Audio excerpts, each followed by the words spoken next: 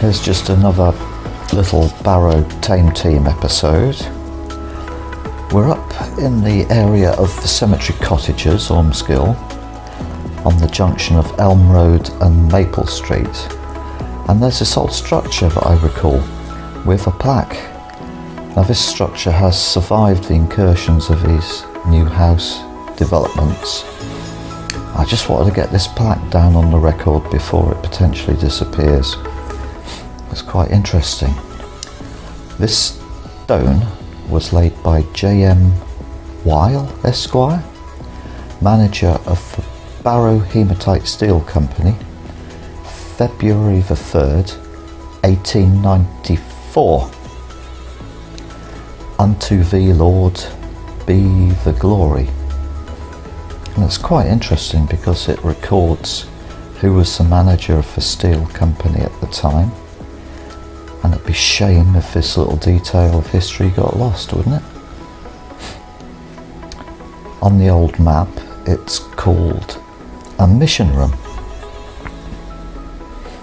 Obviously unused at the moment. Now, little things like this, you know, they just record the history of the town, don't they? And are thus worth recording. Now we're just going to open up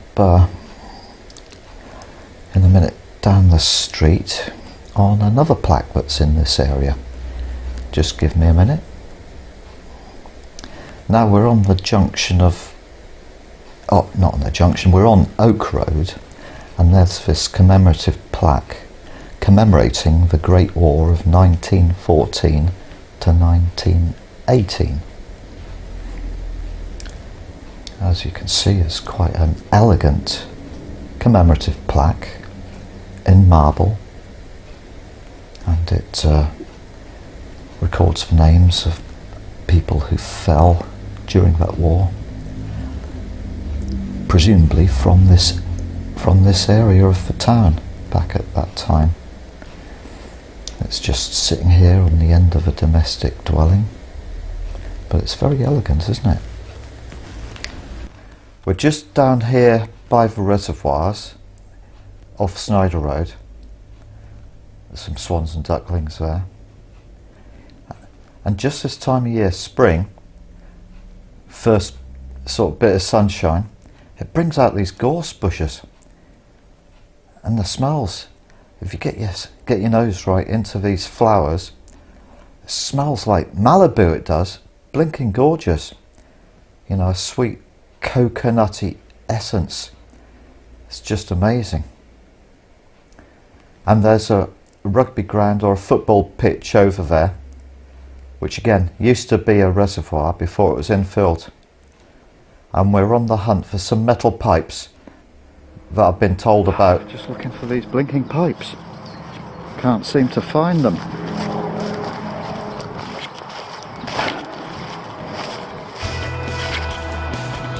Just for a hunt for history. Not there, no. No. Oh, is it? Alright. 43 time. Yeah, if you look at the old maps, this too was once an old reservoir for the iron and steel works of Barrow. Here comes Pop It now. Is what? It is, yeah. Yeah, I think I must be in the wrong quadrant, so we're going to look at the other side now. Schneider Road reservoirs. The tally-ho is in the corner beyond the island. We're alongside the railway line, and from here you can see across to Asda, the spire of the town hall, and if I zoom in, down there you can see the sidings from the Barrow Central Station. And we've found it at last. The feature in question. So, a noble colleague at work has tipped me off about these features, which are relics from the Barrow-in-Furness Haematite Iron and Steel Company. So I'll just go through a bit of the history stuff and we'll have a look at what's here. So, what we have here is a valve and a large diameter pipe. I'll show you that in a minute. And the way it was described to me was that there were 2 such valves and pipes in this vicinity. And there's the pipe. Can you see that pipe there? Going down, perhaps under the railway line. Yes, it takes a dip there, and I would imagine it goes under the railway line and would have popped up on the other side, on the site of where, I think it was the hoop works actually. But nevertheless it was all associated with the iron and steel works, which was on that side over there, where, what was it now, the Chewits, yes, the Chewits, the chewiest bus station in the country, I think it was. Barrow-in-Furness bus station. Yes, the way it was described to me, there were 2 pipes, and there may well be another one alongside, perhaps just covered in turf now. And these, conceivably, were the flow and return of coolant waters from the reservoirs, taking cooling water and supply water to the ironworks. Now, the steelworks in Barrow are of particular note because when Bessemer first invented his Bessemer process, it relied upon a special kind of iron ore to work in the early days, before it had been refined and developed. And the iron ore in Barrow-in-Furness was of a particularly low phosphorus content that actually worked with the Bessemer process as it was at that point in time. So the Barrow Haematite Steel Company Limited was started by Schneider and Tame in 1857. Here on this site where Asda and the bus station and all sorts of stuff is now, and then in 1866 they installed 18 of 5-ton converters. Those Bessemer converters were first put in then, and it was thus the first commercially viable Bessemer steel producing process, company and site in Britain, in the world. And solely because of that low phosphorus iron content of the local iron ore,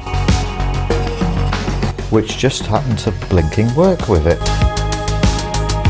Other iron ores just wouldn't work, and that's why this is the first site in the country where it was viably successful. Now, I don't think the proprietors of these map companies would mind, because this is what you want to look for in the shops.